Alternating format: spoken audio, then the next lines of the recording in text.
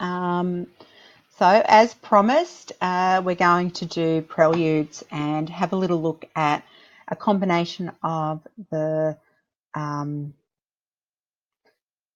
PowerPoint that you also have access to on Moodle, and also going through my own annotations that I've written up for you.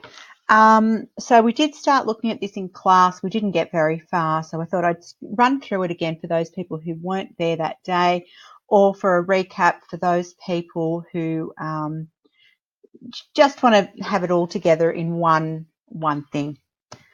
So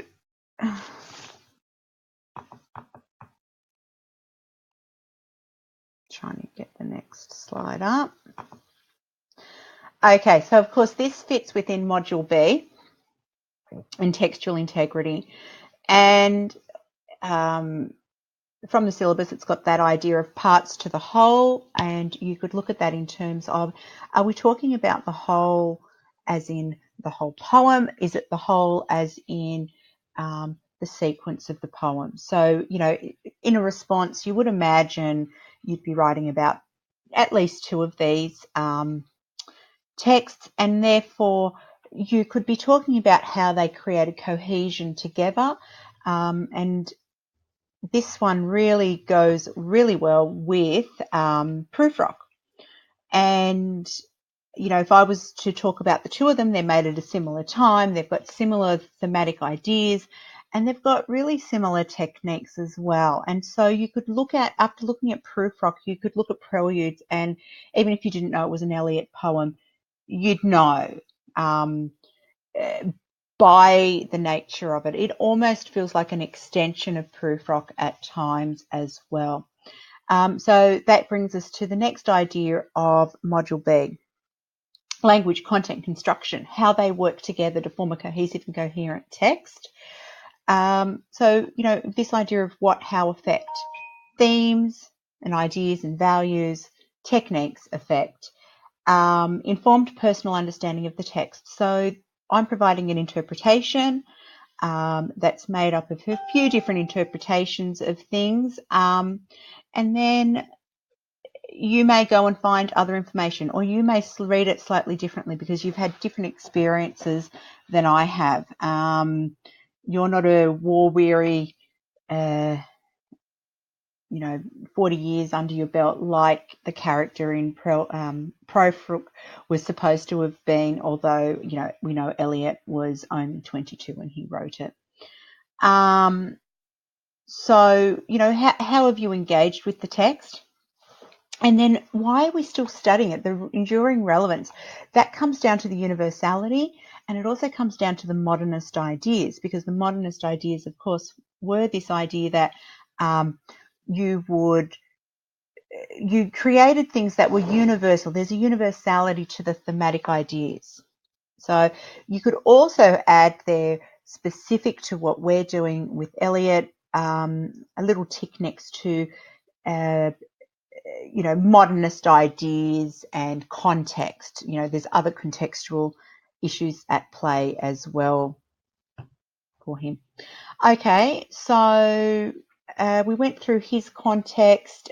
He's writing in 1910, 1911. He's 22 at this point. He's very cynical for a 22-year-old. And that comes through in Proofrock, which we've already done, and in Preludes.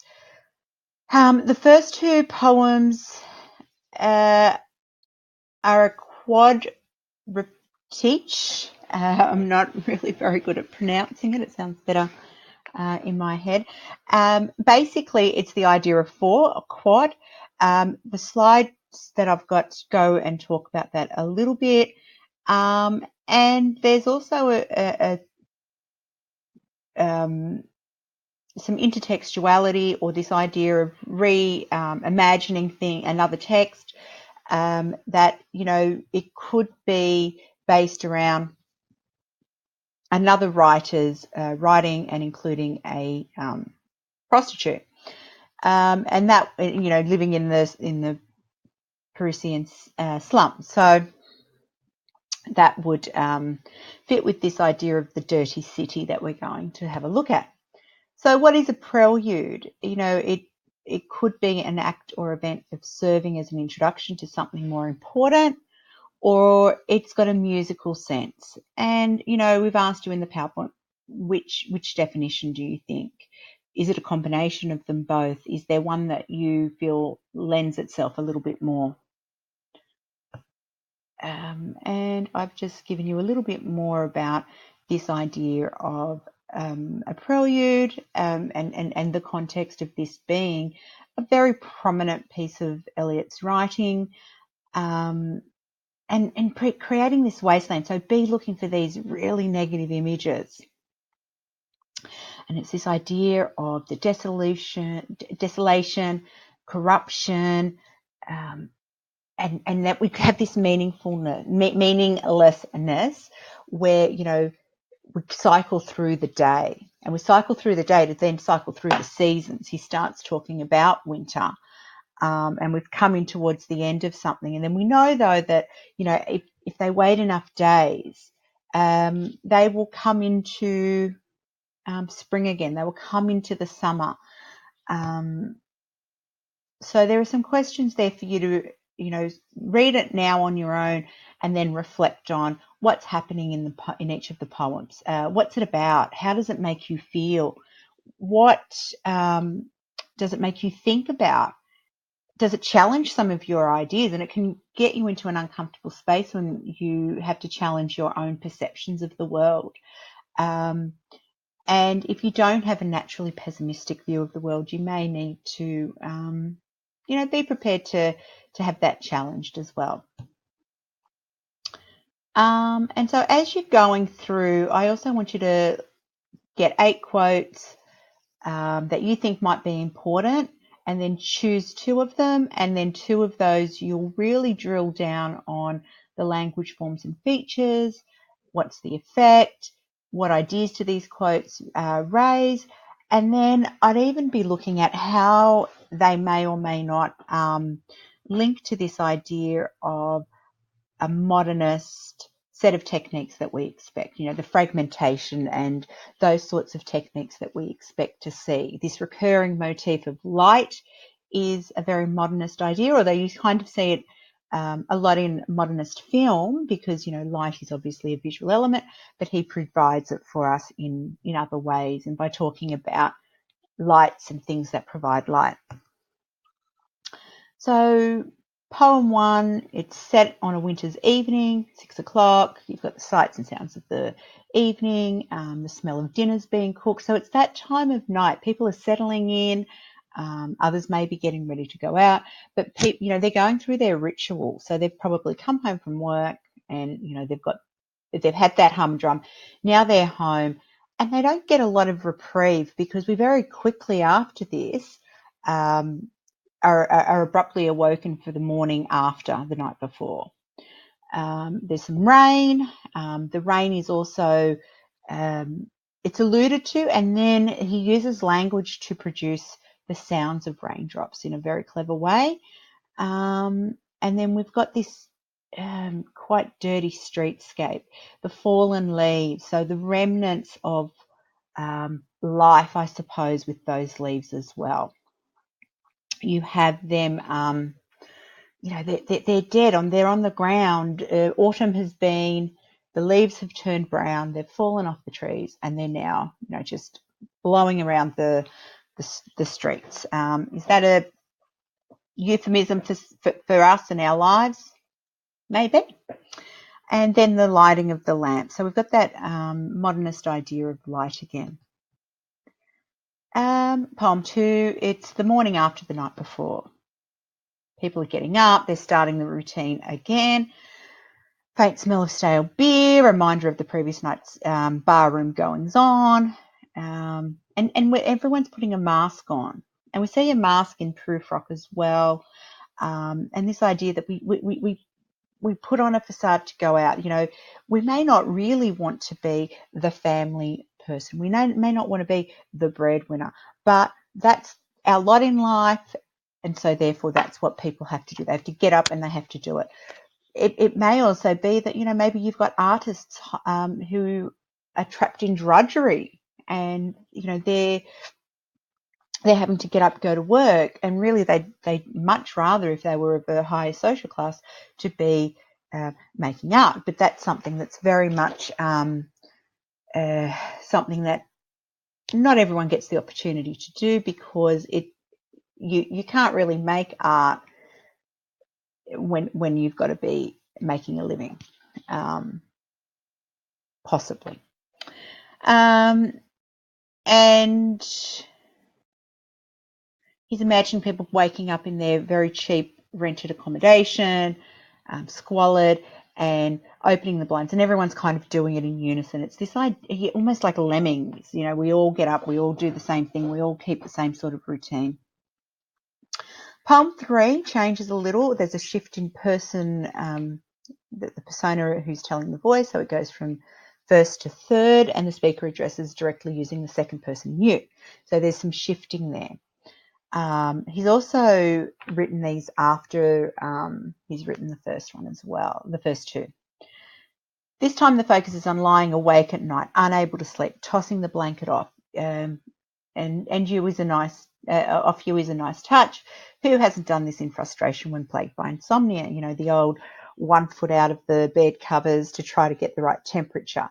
And it really talks about how, you know, it's the middle of the night, and that's when the demons come out. That's when every thought you've ever had, every negative thing that's ever happened, your anxiety is at a peak. You know, stupid things you did 10, 20, 50, 30 years ago, they come back to you and you think, how could I have done that? And so it is a universal idea.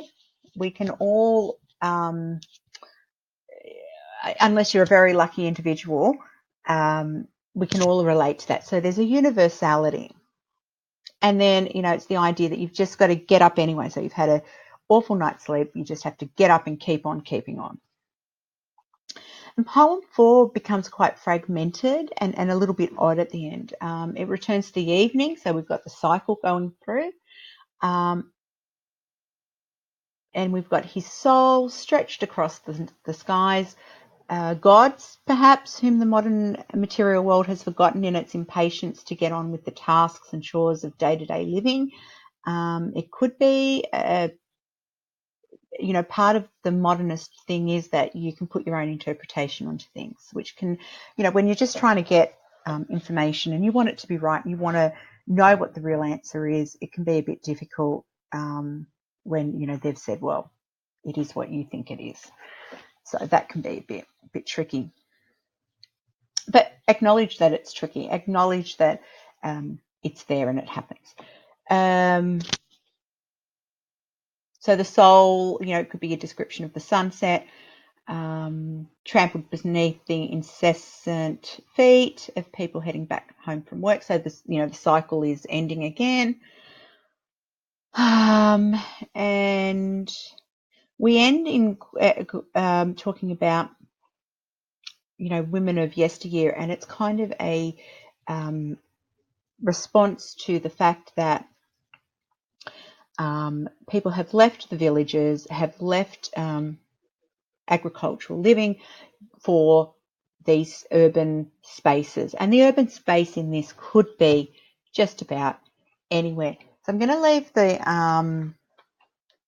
PowerPoint there. I'll keep it up on this slide we have. Oh, actually, let's go through what some of the themes and values are, and then we'll finish with the annotations. So we have this idea of musical rendering of the drama of meaninglessness, a modern industrial life thrust upon man, the disgusting city images, you know, portray that quite well. The title means an introduction to something, especially a piece of music. Therefore, an introduction to the modern song of despair, of despondency, of drabness, of the grey city life during the early 20th century. And the context of the poem recalls the events of the aftermath of the industrial age in Great Britain and Western Europe that saw migration of people from their native villages to cities in search of food and work and to escape the peasantry. This was going to be an answer. And then it's kind of ironic that he's not seeing it as that answer. So you can finish reading that. So we're looking at the deterioration of mankind. That's what you're going to look out for. There's a bit of an absurd existence, and it comes to the end every day at 6, like clockwork, very cyclical and ritualistic, and quite dirty and disgusting, and morally corrupt perhaps as well. So there's fragmentation of modern man, incapable of having any unbroken vision of life. The 4 parts of the poem presents the arbitrariness of time, where dawn follows the day, and day comes after an exhausting night, where time has caught the lethargy of man as it quietly settles down. So there's a lot going on there. There's various futile actions of man in its 4 parts, slowly separates the you and he with the I, and at the end internalizes the self to finally connect all the disconnected parts into a single image and associate mankind with the force that created him. We've got also the disembodiment images that will come through later as well when we look at the annotation. And there's imagery within the infinitely gentle, infinitely suffering, brings into mind the picture of Son of God who sacrificed himself for the salvation of mankind. And yet there's no salvation. Okay, so it's quite a bleak ending.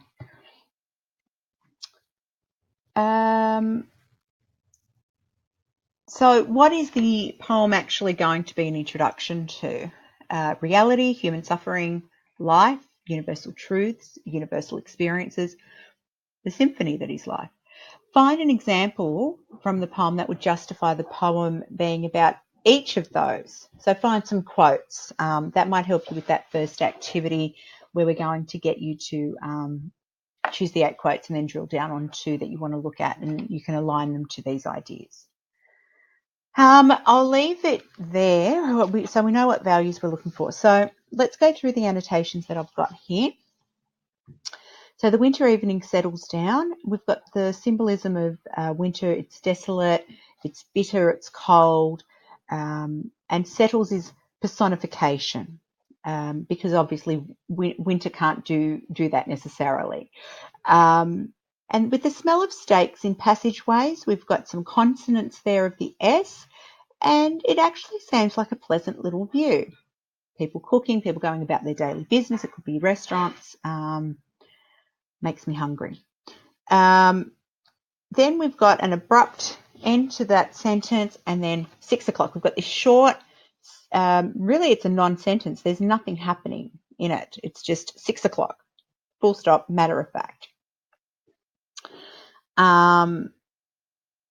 Then we have the burnt out ends of smoky days. So that's a metaphor, and it brings up a picture of a cigarette butt, which could be quite contextual too, because smoking isn't as prevalent as it is as it once was, and it breaks what could be an idyllic scene. It was all going along very nicely in those first 2 lines. Winter was a hint that maybe something was amiss, but other than that, it looked fine. And now a gusty shower wrap. So we've got the imagery there, and it's quite a negative image. We've got that verb, gusty shower wraps, the grimy scraps, and you've got that girt, which highlights those 2 words. Grimy doesn't sound particularly nice. It's negative as well. And the city that this is all happening in is not specified. Does that highlight the universality perhaps?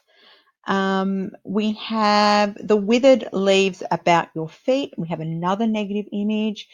Withered, obviously, because it is winter.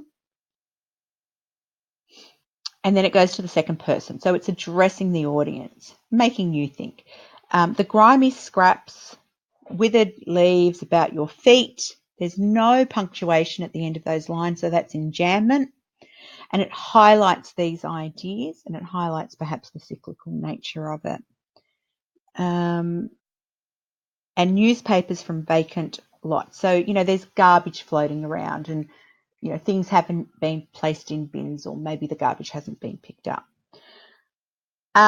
We've got free verse happening there with irregular stanzas, and we have a rhyme pattern that is unstructured, but it is actually there.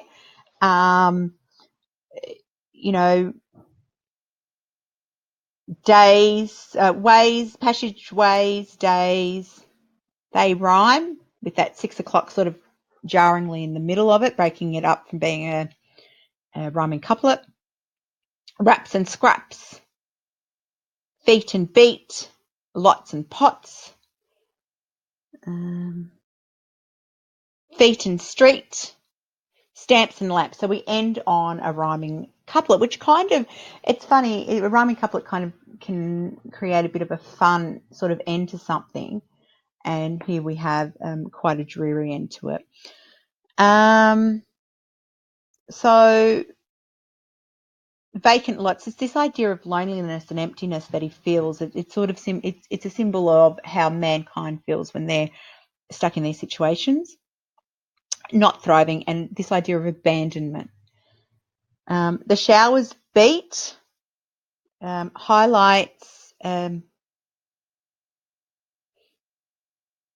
Oops, wait a second. I want to go back to the semicolon at the end of lot. So we've got an end stop there. It's only a semicolon. It's not a proper full stop, and that is a line of enjambment, but it gives you a moment to break and take a breath and reflect on what has been said, and it's quite negative.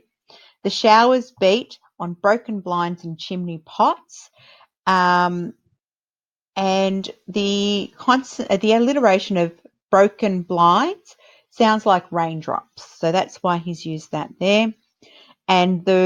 And chimney pots, the way that they've used the syllables there, also creates, according to one of the readings I found, sounds of raindrops coming down and a rhythm, right? Because raindrops tend to come in a rhythm.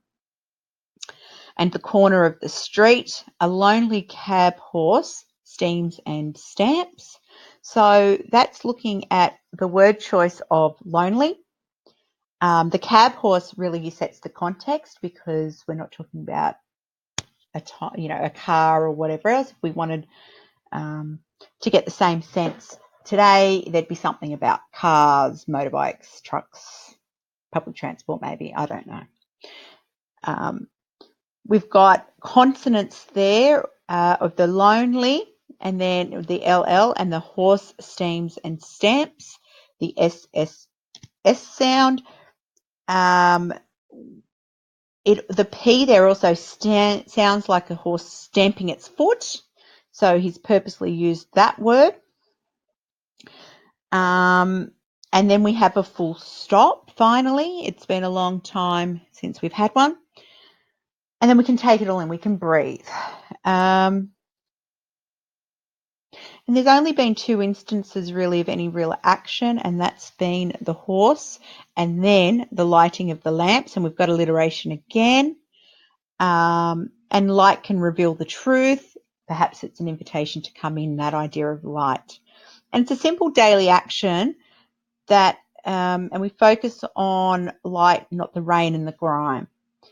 And rain is often used as a redemptive symbol. It doesn't appear to really be used here in that way. And so it kind of, much like in that modernist idea, you get to put your own meaning to it. It doesn't have to be the meaning, because normally, you look at things like Shakespeare, there's a storm, there's rain, and then after that, everything calms down and everything is cleansed and clean. And unfortunately, the rain's not going to do much here to clean anything up or to take away the feeling of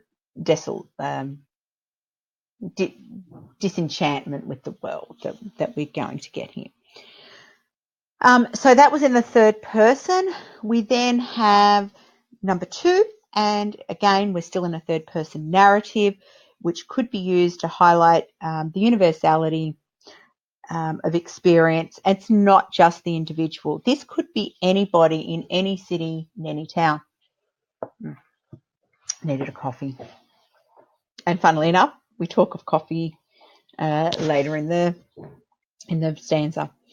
So we have a rude awakening. The morning comes to consciousness, a faint stale smells of beer from the sawdust-stampled street, with its muddy feet that press to early coffee stands with the other masquerades that time resumes. So we have here personification of the morning. So we've had personification of the season in this earlier, and we now have personification of the morning, things that measure time and the passing of time, which is quite interesting as well. And perhaps when we talk about textual integrity, it's a good one to refer to because it creates a cohesion across the text. Comes to consciousness, we've got some consonants there of the k sound, comes, consciousness, and of the S sound.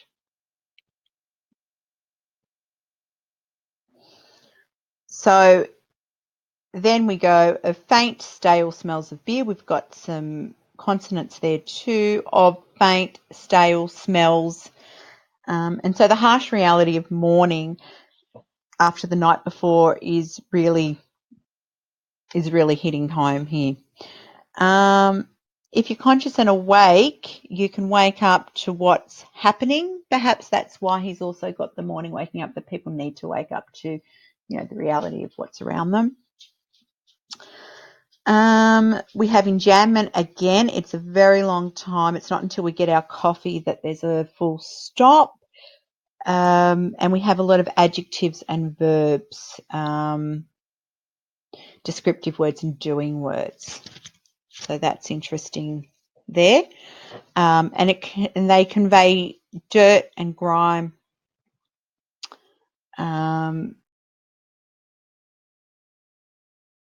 Is that dirt and grime, is it just the space that they're occupying, or is it actually making a bigger statement about mankind and humanity? And is it, because the streets potentially are a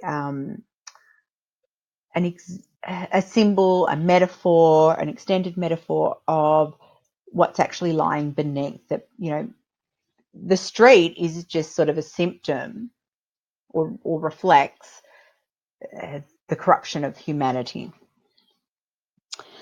Lots of big ideas happening here. We have all the sights and smells that are assaulting our senses at one here. We've got the stale smells of beer, trampled street, muddy feet that press to early coffee stands. So, it's like an assault on the senses. It would be like waking up and, oh my goodness, I'm not ready for this. Here we go again.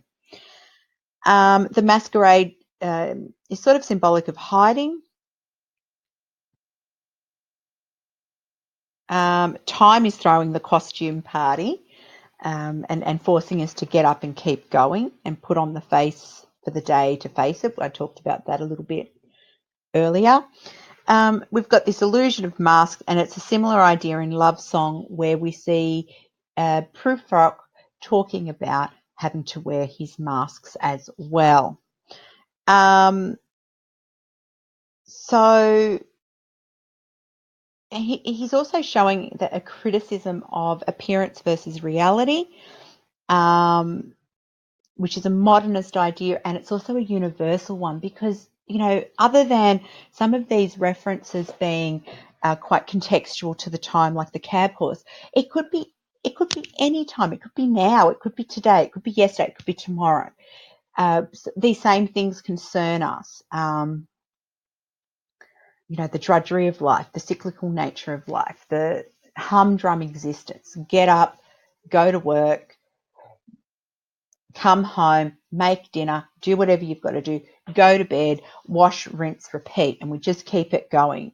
If you're lucky, you sleep. That's what we get out of the third one, that, if you're unlucky, you're not actually even going to get the sleep in. So we have this here. One thinks of all the hands that are raising, sorry, I didn't mean for that to ding, that are raising dingy shades in 1,000 furnished rooms.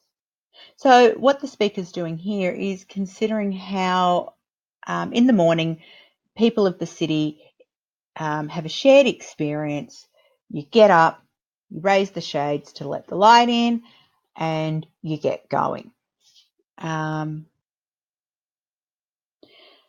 And we've got this modernist idea of isolation of the individual, and yet so they're all together, they're all doing the same thing, but they're doing it separately. We've got this idea of light again coming through, the motif of light. So we've got the context of isolation of the individual, desolation of the landscape, and it also is a reflection of the inner man. And,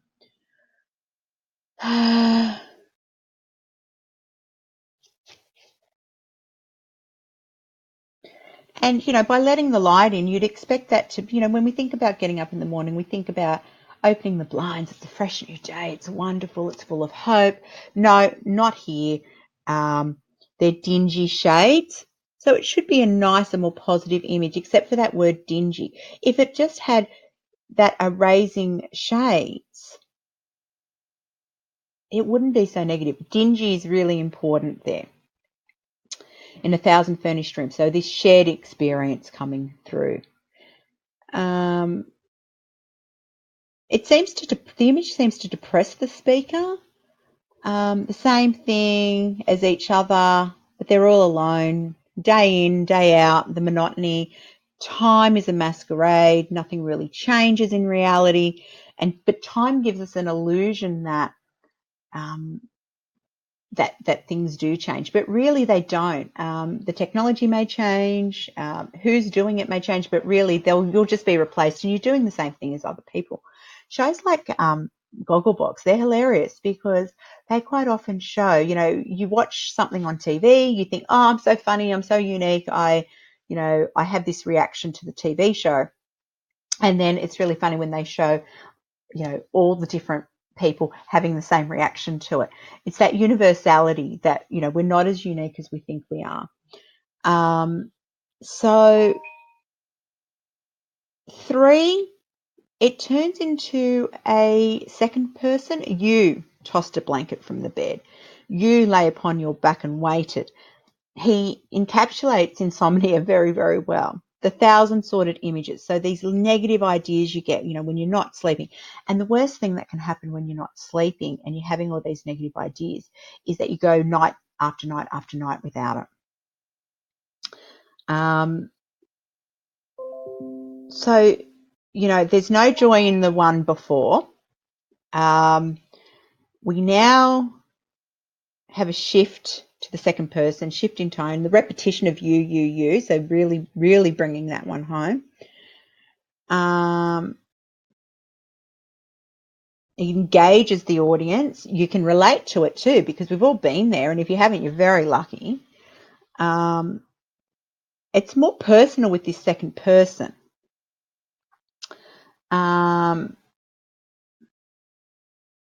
And so we've got these, the verbs here: tossed, dozed, watched, waited. They kind of encapsulate insomnia and the anxiety because you get more anxious. The more you're not sleeping, the more anxious you get about trying to sleep, and the less likely you are to sleep, and the more likely your mind is to wander. So the 1,000 sorted images, quite negative, not restful sleep, of which your soul, so we've got religious imagery there, was constituted. So sorted also means smutty. And so, having these all sorts of awful thoughts. So the streets aren't the only seedy thing that we or our souls, your soul, my soul, his soul, they're also dirty. It's interesting, and so it kind of fits this idea that the people in the city are dirty. The poet have the streets, and the people, decaying, and nobody seems to really notice except the poet. They're all just going about their business. They don't notice how miserable they are or they're suffering, and they don't notice each other. So maybe they think they're alone in their suffering. Maybe they would feel, maybe if they all agreed that it's suffering, it would be better. don't notice each other, too distracted by information, day-to-day tasks, and that kind of sounds familiar to us. Thus, we have that universality. And the answer that he provides for us later, I'm jumping ahead here, is to take notice. And the poem will show the importance of noticing. So we do have a bit of an answer happening here. So let's go backwards. So it's not a restful sleep. There's the consonance of your soul was constituted. We've got religious imagery there with the idea of the soul. And this idea of good and bad might also be a religious thing. They flickered against the ceiling. So it's like a candle. That's what you're imagining. And then we have a full stop finally. So we've got some enjambment happening as well, and a bit of fragmentation across the entire poem, because there's there's not, nice, neat segues into each part of the day or the evening that we're seeing. And when all the world came back, so that's the morning, and the light, we've got the light again, and that will be from the sun, crept up between the shutters. And you heard the sparrows in the gutters. So we've got a rhyme there that's really clear, that really highlights this idea of waking up and all those things that happen with it. It's not a beautiful bird. I don't know if that's got anything to do with it, but, sparrows, they're little, they're kind of ugly, they kind of look dirty a little bit. They're not some exotic bird or a bird with a particularly beautiful song. Is that symbolic of something? I haven't read that anywhere, but it's an idea that keeps coming back to me, so I thought I'd better share it. The light crept. Ooh, it sends a shiver up my spine. So the sunlight just kind of coming, slowly coming up, but crept. It's this sneaky image and a personification of the sunlight. That I guess normally we are happy for the sun to come up, but I guess if you haven't had a great sleep, have you ever been asleep and you think it's 2:00 in the morning? I'm never going to get to sleep in time. By the time I do go to sleep, it's going to be time to get up again, and maybe that's why there's the creeping. Again, that's that universality. We all, unless we're very lucky, like I keep saying, we've all had those nights that are very difficult. Maybe something's on our mind, anxiety about something. Maybe something hasn't gone our way at work. Maybe something hasn't gone our way at school. We haven't done as well as we wanted. We did something stupid. We don't know if we can undo it. There's all those sorts of things that are loaded up with it. And so the birds are awake. It's morning. It's ready to start again. The night's negative. But is the day any better? And it doesn't really relieve the images that torment us at night. It's seeming just as awful and just as bleak. And we know from the previous section that, all you end up doing is putting your face on, putting your mask on, and pretending to be what other people want you to be, pretending that you're on top of it, pretending that you want to be there, pretending that you're happy, pretending, insert emotion here. You had such a vision of the street. So we've got this repetition of the idea of the street again. And we've got the consonants, vision, street, such, as the street hardly understands. So we've got personification of the street, because obviously the street doesn't need to understand.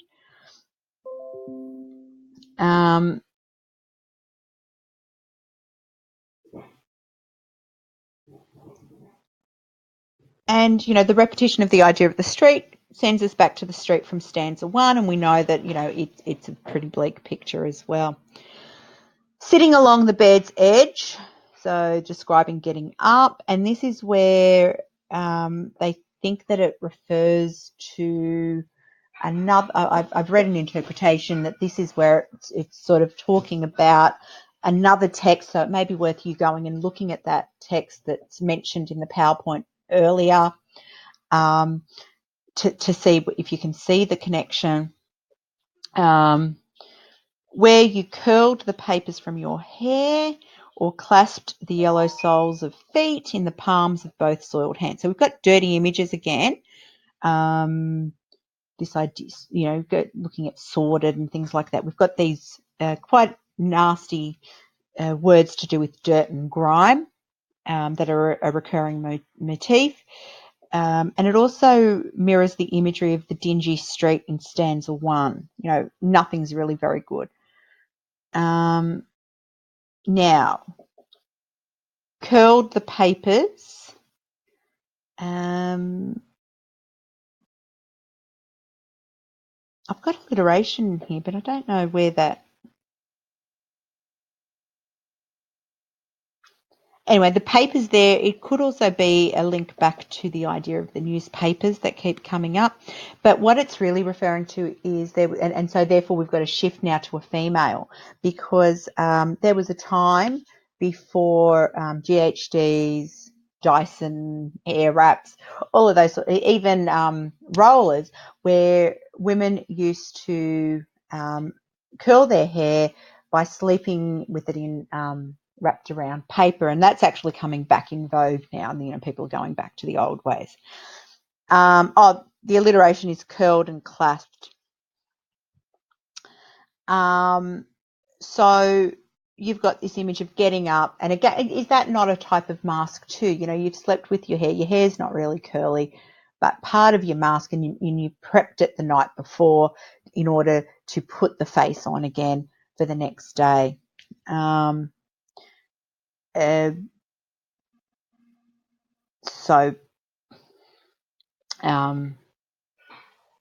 Yellow soles of feet, we've got consonants again in the palms of both soiled hands. So we've got that consonants continuing and from clasped.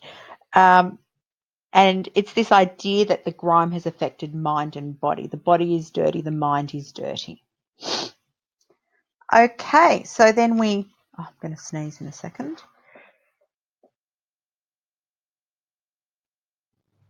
No, it's gone. So the soul stretched tight across the skies that fade behind a city block or trampled by insistent feet. We've got religious imagery again with the soul stretched tight, and you've got consonants again and a metaphor. And there's a similar image in Profruc as well. We go back to the third person now. The soul in the sky, anonymous, and on the ground, trampled. It's really an aggressive verb it's like being taken advantage of, really. City block alludes to people not noticing anything, and again that idea that this is all happening around everyone, but no one except the poet seems to be able to see it. What's wrong with people? So we've got these unpleasant, aggressive images as well. A little bit of fragmentation, because suddenly there we're getting up, and now we've got the soul across the sky. So that modernist idea of fragmentation. At 4 and 5 and 6 o'clock, so we're talking about time again, and really emphasising with the repetition of and, instead of putting 4, 5 and 6, we've got 4 and 5 and 6, so it really creates that monotony as well. And short square fingers stuffing pipes. And evening newspapers and eyes. We've got this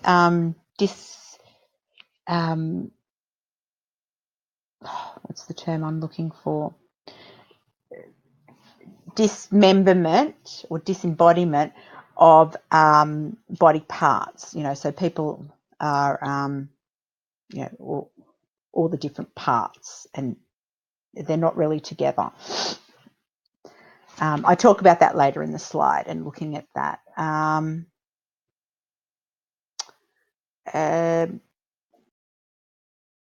So it's unpleasant imagery. We've got the descriptive short square fingers, stuffing pipes, which alludes to the smoke images, which we had in Profruch, or Love Song, and we've got the repetition again. So that starts up in that previous line, and then it starts off the next two lines. We have the repetition and listing. So the listing of these disembodied body parts. We've got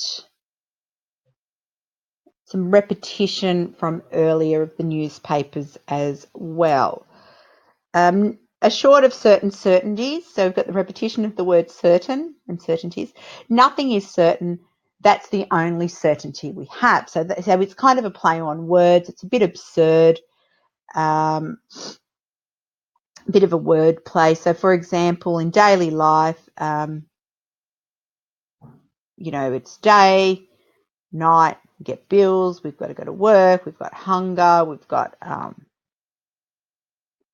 the pipe smoking. It's not a very flattering image of the day and the monotony of it. So nothing is certain except certainty. It's absurd. We have personification, the conscience of a blackened street. So it's quite a negative description. Impatient to assume the world. So our conscience isn't easily put off. It's important. We should be listening to it.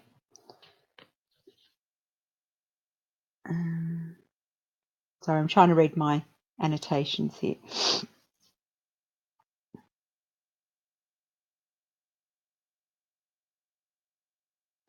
So yeah, our conscience, sort of keeps coming back to us. There's the idea that the soul floats around these people and is ignored. So the soul that we've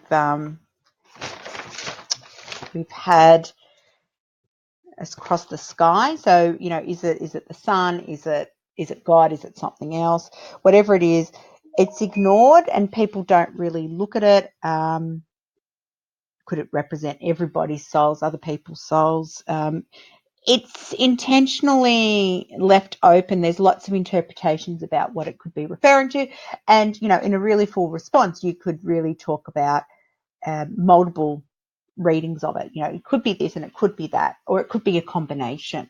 And in fact, that's where I think the richness comes in. And that's why we keep using Eliot's work on the HSC, because it could be all of these different things.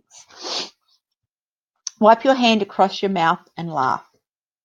Because if we don't laugh, we'll cry, okay? So we go back to the second person. We've got a verb there. The worlds revolve like ancient women gathering fuel in vacant lots. So we've got to return to the idea of the vacant lot. So that links back to a previous image in the poem. So, you've got to buck up and laugh. You've got to just, take it in your stride. Wipe and laugh are the two verbs. It's this idea of history just repeats itself. People may change. The people doing it may change, but it's just continual. Someone else comes and replaces you, and you'll be ignored. No one will notice you. Just like the soul floats around. Oh, I've missed a line. Sorry. My goodness. Okay. I am moved by fancies that are curled. Let's go back up. Around these images and cling. The notion of some infinitely gentle, infinitely suffering thing. So it shifts to the first person. So this one's got a bit of shifting between voices.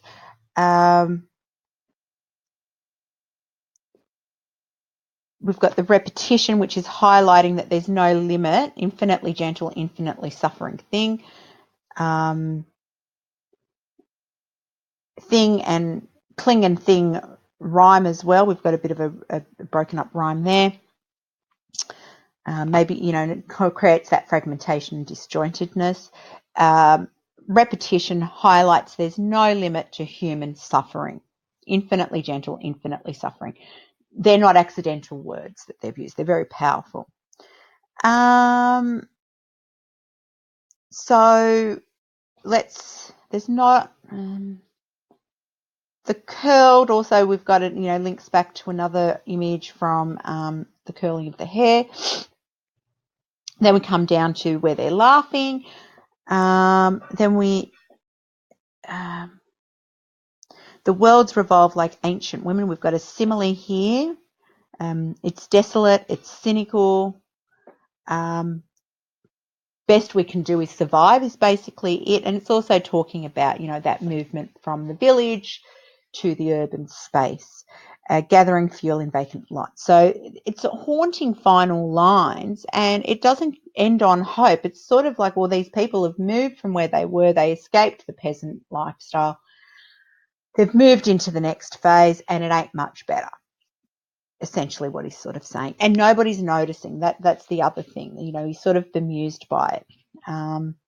So of course it shows that society is flawed and corrupt.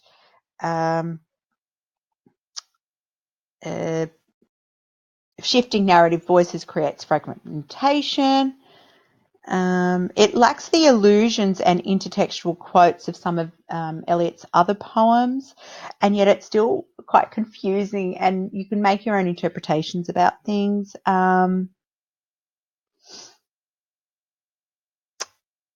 And we've got themes of hopelessness, decay, change, and some of the later poems build on it, and it's also built on the proof rook. Anyway, the next thing you've got to focus on is this idea of textual integrity. So, it's created by the mood and the tone. There's no gentle humour in this. It's all very bleak, and everything's quite, negative. So dehumanization by fragmenting the human elements of the poem. So it's this idea of, disembodiment. And it's an interesting sort of a view. And when you do go through, you see that there are like body parts sort of there that are referred to, but not the whole. So that's an interesting one.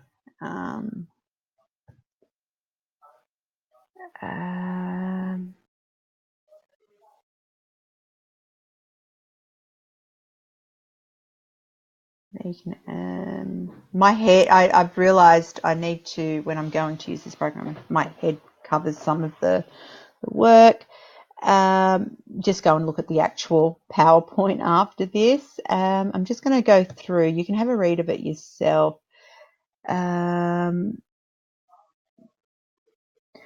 So there's in terms of textual integrity, just a few things I want to really point out is there's a greater complexity of tone and feeling in Preludes 3 and 4 than in 1 and 2.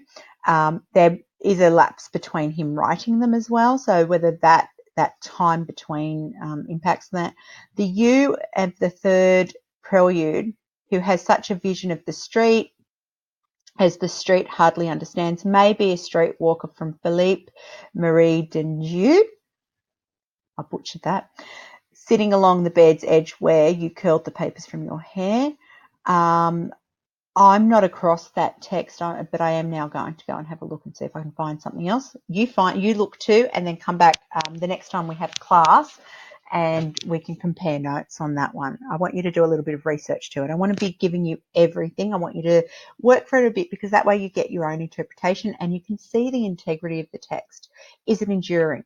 I think this one very much, if I was writing a response as a Year 12 student, I'd be looking at the universality of the ideas, the idea of being, feeling insignificant, of feeling and, being an anxiety-ridden mess. Everyone looks like they've got their life together, but after reading this, you've got to wonder, well, do they really?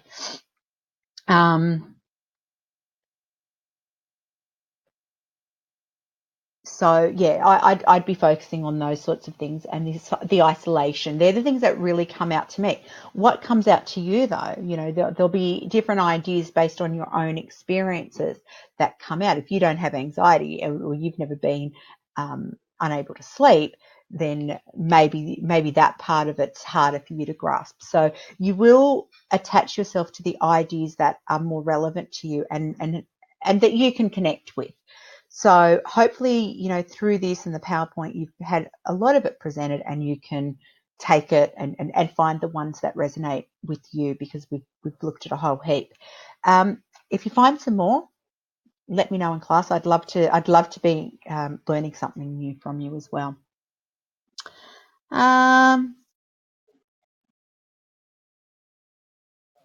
Okay, you can read that. The religious overtones and that imagery, that would be a good one to write about.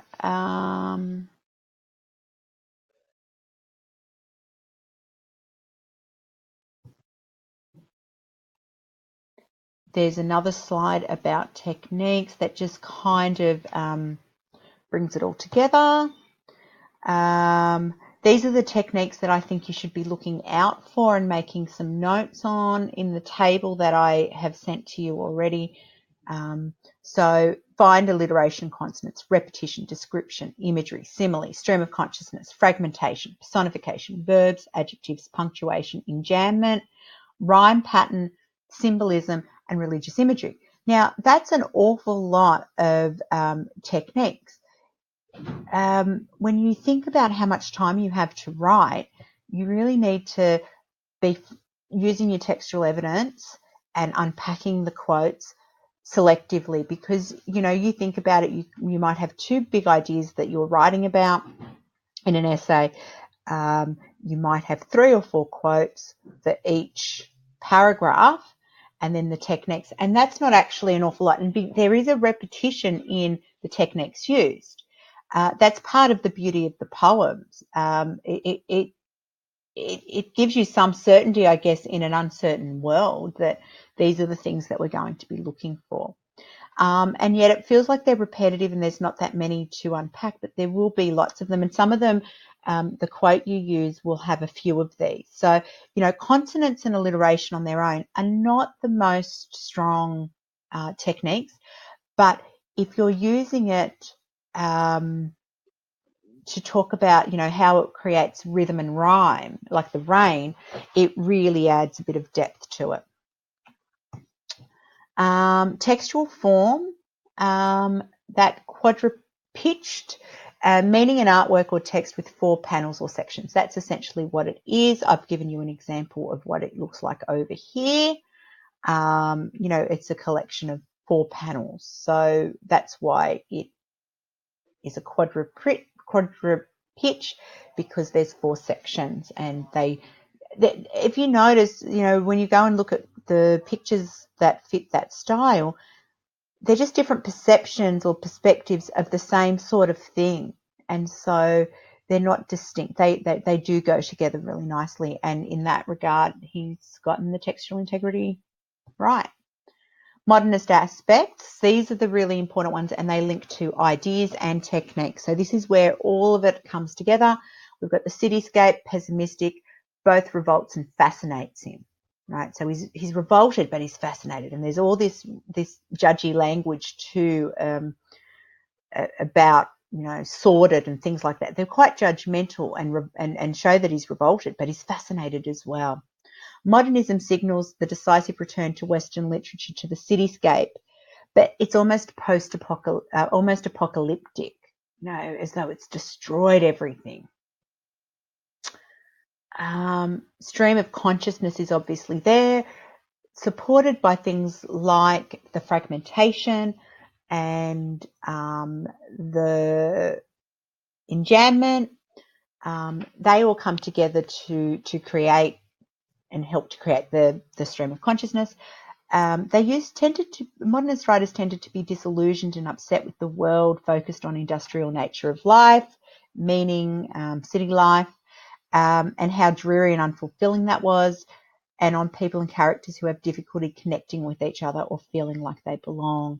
Part of this, the personas in this poem, they not only feel disgusted with the city, but no, they don't feel that they belong either. They're not really interacting with anyone else. They're interacting with us, and that seems to be about it. And this experimenting with form. So this style in the 4 different panels, for lack of a better word, is probably experimental, as is the stream of consciousness, as is the fragmentation brought about by the enjambment. Alienation, this idea of being lost amongst the masses. Social decay, and if it is based on that character that's a prostitute, when she's taking the curlers out of her hair, that would probably add to that. Is there a religious imagery there of maybe Mary Magdalene? Maybe I'm finding ideas that aren't really there. I don't know. But he didn't seem overly critical of her, if that is where that illusion goes to. Or it could just be a woman. Doesn't necessarily have to be, a streetwalker, but, it might be. Go and look up that reference and we'll talk about it more. Social decay symbolises, represents, or described through the inner self in the city slums. Both are negative.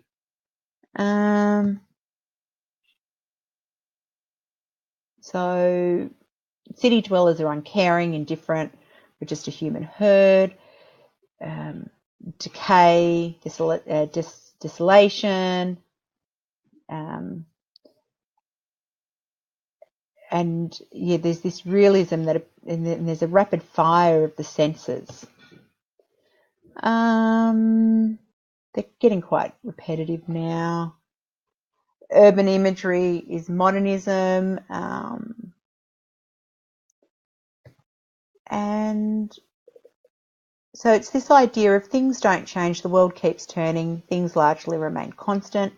Here seems to be little escape from the everyday urban life of drudgery. You get up, you go to work, you come home, you sleep, or try to, and you do it all again the next day. Picture of urban life makes preludes an important precursor, or indeed a prelude, pardon the pun, to later poems. So there are some activities and things at the end of the PowerPoint that I want you to do, just in case you don't have the PowerPoint for whatever reason. It is on Moodle. Here we go. I need to change how I lay out my slides. I've learnt for next time. Anyway, I hope that helps. If there's any questions, so anything that you're still unsure about, or you're unsure about anything that I said in the annotation, or I wasn't clear enough with my explanation of it, make a note of it. Ask me in class. That gives me a sense of where do I need to go with revision. What have I maybe glossed over that you need a bit more? Where I've maybe assumed, oh, they'll get that, they'll understand that. So digest it, make your annotations, read the other readings that I've given to you, do the activities, and I will see you later.